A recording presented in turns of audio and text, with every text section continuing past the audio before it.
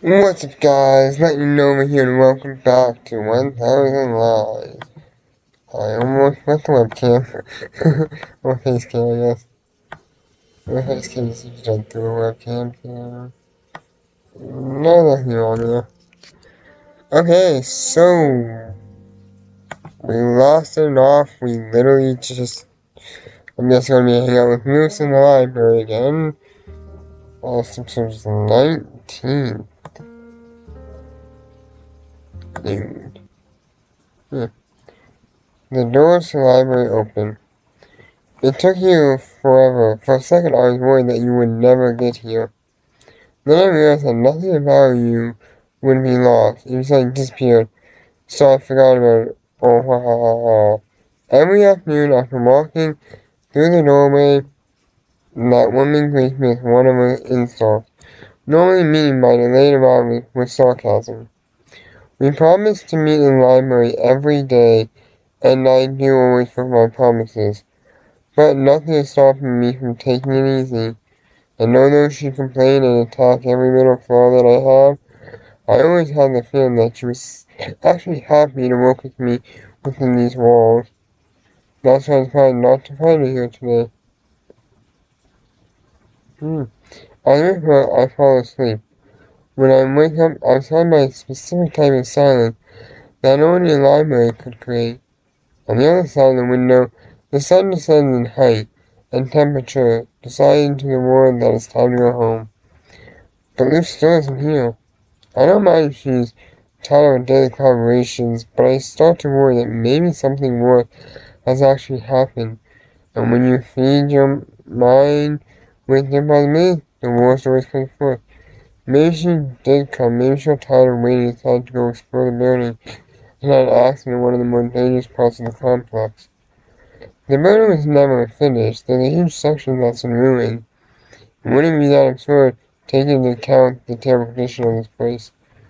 My eyes gazed down the hallway. I considered checking the building before returning home just in case, despite the qualm I have about it. After all, how long has it been since I last set foot in that place? The first thing I focus my attention on is the dusty marble floor, with no footprints on it. You can pretty much see the lack of visitors past few years. The doors raise a cloud of dust every time they're opened and behind them, and I only had forgotten rooms whose furnishings have turned pale over time. My search is fruitless, soothing the weight on my shoulders. At the same time, as if condemned, the uselessness of my worries. There's one last thing to check. I stood in front of the door, giving it a sideways glance for a few seconds before deciding whether or not to enter it. It's the music room. Inside, I already found an old blackboard with a soft vestige of music notes drawn between the lines of a slave.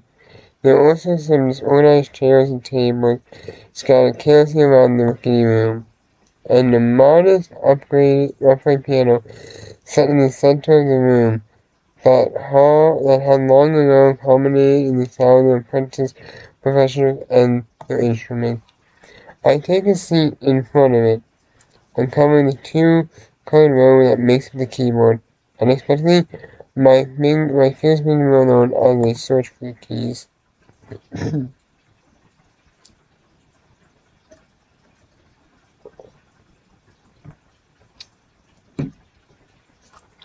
The first that comes to mind is a melody. Hey, Giovanni, Macaroni, where are you? Well, that's what I thought until the shadows were sort of missing. Someone made me return to reality. What are you doing here? Newspaper had it out from the entrance. Check sounded before entering. I've been looking for you. Where have you been? I told you a million times how dangerous it is to go into this building. Oh, here and there, nothing important. I got here just now when I saw the door of the hallway open. I thought you were out, so I came to take a look. I didn't know that you can play the piano. You're first positive, so I realized I stood up and made my way on attention. I can't play, my fingers aren't good enough for any instrument. It seems, not to mention that this help heap of junk must be totally out of tune by now. Noose blocks the path to the doorway with both penetrating stare and voice. Then what were you trying to do, if I may ask? I saw the answer where I just wanted to get out of the way. The same thing that some Italian girl does when she tries to draw. Luke smiled, Luke tried to allow me for faith. You should be more polite to that lady, Calzone. She's quite talented. I'll keep that in mind for options that is calling by my name. And what's the deal with Italian food names today? Nothing, I'm just hungry. I get your echoes within the zone of hallway as we return to the library. Cheer me up about the unfound war that I suffered this very afternoon. Well, do you know what time it is? I was about to leave. Come on, it's always you that's running late. I had some stuff to do today, so I was a bit late myself, but nothing too bad. A bit? I'll let you know what had you so busy that I mean 3 hours seem holding me a bit late. If I can tell you, I would have thought stuff. When I'm hearing that philosophy of yours about sharing secrets, are you going to tell me that some are more valuable than others? Secrets are valuable as your determination to protect them. You know, that's not a secret that I'm going home. It's late and your stomach is already growling. We don't have electricity and you can't see anything once it's dark outside. So it's not like there's anything else to do. You're leaving already? I'd at least like to see if you progressed yet. And I can show you some of my drawing. Look at the spot you actually sit at. I need a second for Luce to understand. Once she realized it, she found a plus photo with some sheets of paper inside it. It's the second chapter? You told me that you didn't even start it. It's not like I was especially inspired, but I managed to write something. You can tell me what you think later. Pretty sure it's gonna be dense and pretentious like the first chapter. If you're gonna be like that, then give it back. I never said there was a bad thing. Also, if you've been waiting all day to show it to me, it must mean you wrote it lovingly. I couldn't care less. I told you that I was about to leave. But you didn't, and that means something. Now I just need you to show me the story that you used to win the writing credit, the one you never want to talk about. How the hell do you know about that? I have my sources. What do you think? Okay, this conversation over. See you. Oh my, I'm going with you. So angry, it's so easy to make you upset that I can't resist, you know. Then tell me who told you that. It's almost fun if you try to solve the mystery on your own, isn't it? That's why I'm looking into you. I already told you that I figured out what you meant when you said that writing is a necessity for you. In my opinion, Cal, you can take all the time in the world. How about I reveal you who my source is, and in exchange, you show me the story you wrote for the writing company that you wrote. I'd rather find the card by myself than indulge you any longer. You can read the story and then refuse to tell me who the source is. I can't trust you at all. As you wish, but I'll leave the arm open in case you're tired of searching. You're the only one who hears the promises, so have some faith in me. Just so you know, I don't believe that two people can truly be friends until they share a promise. I thought it was a secret that you had to share. Well, that's just between you and I. Wow, that took 8 minutes for me to read all that. I might have went a little fast, so. Okay, I think this is a new chapter. Reaching the Sun chapter. Am I already on chapter 2?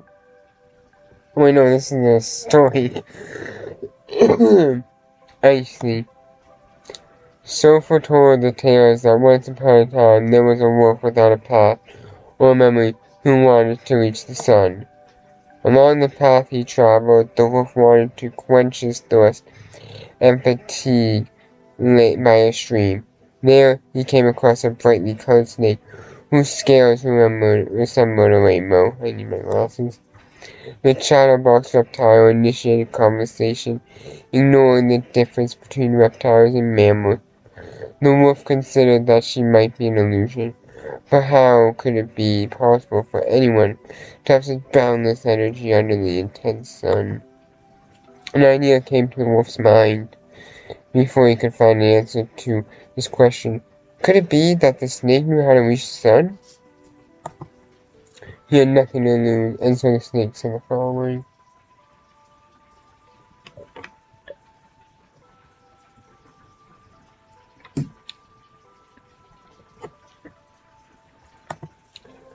Reaching the sun? Are you not already hot enough? You seem so distant and reserved. In truth, that was the last thing I would have expected to hear from you. But listening to you makes me happy. The snake chuckled, making the wolf regret ever asking a question in the first place. My name, however, is Icy. I am cold-blooded, but don't I look warm in your eyes?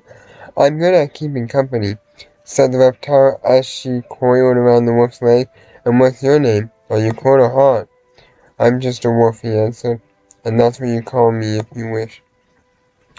The multicolored snake peered across the landscape with her gaze, upset by such a dull answer. Too cold for a warm-blooded animal you are, though I do say the opposite track.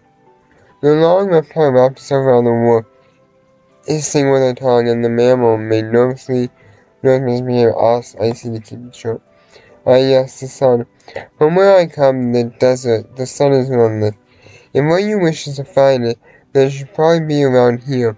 The closer you are, the hotter it gets, don't you think? That's how I feel as I touch your skin. The wolf started to feel awkward and worried. He knew about poisonous snakes and was scared of falling victim to such game, so he decided to use them as quickly as he possibly could. So soon? You can see the sun any time, but we may never meet again. Icy fell back to the ground, slightly depressed. Also, I'm not so sure that you'll be able to find it. Don't you know that's too much for someone of your species? The wolf ignored the snake and her endless chatter. He said goodbye, thanked for her help, and left as soon as possible. Meanwhile, Icy was upset for having to bid farewell to her newly acquired friends so soon. The sun in the desert was big, huge, colossal. The sand was born and slipped through his fur. His throat was dry, and it strangely drained him with each passing step. Despite all of that, he continued on, dune after dune, searching for a place where the sun might be a little closer to him. Such a pity that the pattern would only repeat infinitely. Each achievement would only give the same prize. The only difference was how the sun would become more ruthless. What do you do to deserve that? Why that punishment? Something so cruel could possibly bring any joy. The wolf fell to the ground, weakened and defeated. The sand started to cover him little by little, and he thought that he'd die here, buried into eventually melting away on that very spot. The snake was right.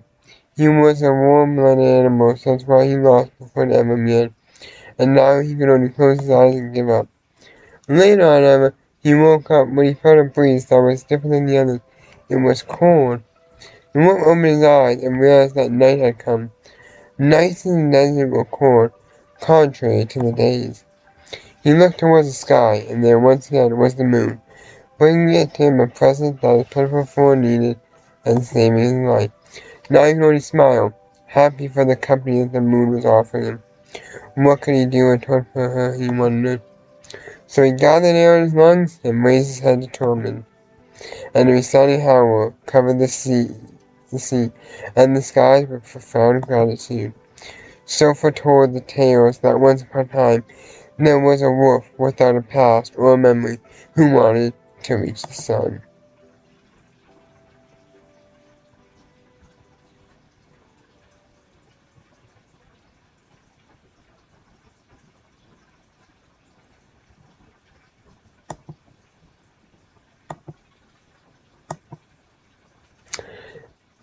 And I'm going to obviously end it there. So if you guys enjoyed this video, be sure to go down there and click that like button.